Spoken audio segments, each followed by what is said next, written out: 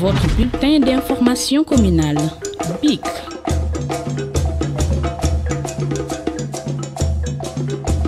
Depuis un certain temps, on a essayé de se recycler, si je peux m'exprimer ainsi, dans le secteur de l'énergie. Pas pour survivre, mais au moins pour maintenir le cap. Donc, cela fait quelques années que nous sommes dans le secteur de l'électricité. Nous sommes référencés au niveau de la Sénélec. On a eu à faire pas mal de projets, mais le pourquoi je voudrais intervenir aujourd'hui, c'est pour faire le plaidoyer de notre secteur. Nous, en tant que chefs d'entreprise, nous faisons face à d'énormes difficultés. Surtout par rapport, nous ne ressentons pas assez l'accompagnement des autorités en tant que chef d'entreprise locale. Donc, ce que nous demandons à partir de ce forum, c'est d'appeler le gouvernement, les autorités, à avoir confiance aux entreprises locales, à nous accompagner. En quoi faisant? En nous réservant une bonne partie, surtout au niveau de la commande publique, en nous servant de garantie au niveau des banques surtout, parce que c'est ça, le nerf de la guerre, c'est les finances. Et pour pouvoir réussir dans ce secteur, pour pouvoir déployer des projets d'envergure, il faut avoir les reins solides, être accompagné par les banques, comme vous le dites bien, par les bailleurs. Et fort de cela, je pense que cela va nous permettre d'apporter notre pierre à l'édifice, comme nous l'avons dit dans notre thème, qu'il s'agit de la contribution des entreprises sénégalaises à l'accès universel à l'électricité.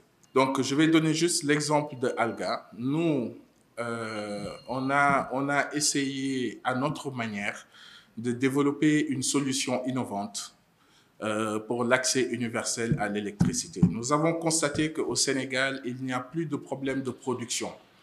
Comme M. Dieng, je parle sous le contrôle de M. Dieng, le directeur électrification de la Sénélec.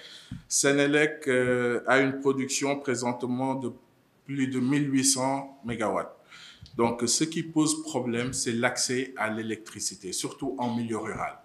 Nous avons constaté qu'au Sénégal, il y a des milliers. À date, rien qu'hier, je lisais dans un article qu'il y a présentement plus de 14 000 localités qui sont toujours dans le noir, qui attendent à être électrifiées. Donc, M. Dieng vient de dire qu'il y a 61% le taux d'accès à l'électricité. Un bond très, très intéressant, mais je pense qu'il y a encore beaucoup à faire. Et pour pouvoir combler ce gap, on fait appel à tout ce qui est technologie nouvelle, innovation, pour atteindre les villages qui sont éloignés du réseau électrique. Mais moi, j'ai ciblé, l'entreprise que je dirige a un programme et on a ciblé, nous, particulièrement les villages qui sont traversés par les lignes haute tension.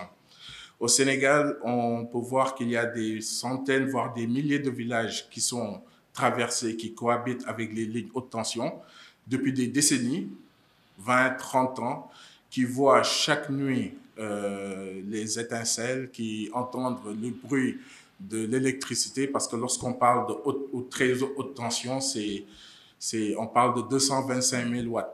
Donc, ces villages sont traversés par ces lignes depuis bientôt 20 voire 30 ans et n'ont toujours pas accès à l'électricité.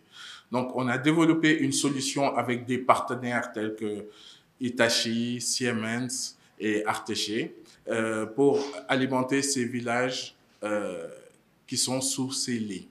C'était une chose pas très facile. Je parle sous le contrôle de M. Djiby Dieng. Donc, depuis un certain moment, on a eu 2 villages qui se trouvent dans la région de Gossas et de Fatick. Et présentement, ces villages même contribuent aux revenus de Sénélec parce que tout récemment, ils ont bénéficié de la pose des compteurs Woyofal pour avoir maintenant accès directement à cette électricité. Et vous savez, c'est une solution non seulement innovante parce que ça n'a jamais été fait ici au Sénégal. Au début, les gens n'y croyaient pas parce que pour pouvoir avoir du courant consommable, il y a beaucoup d'étapes qu'il faudrait traverser. Et l'avantage surtout pour ces villages, ce seront des villages privilégiés, car connectés directement sur les lignes haute tension, qui sont des lignes qui ne coupent jamais. Votre bulletin d'information communale, BIC.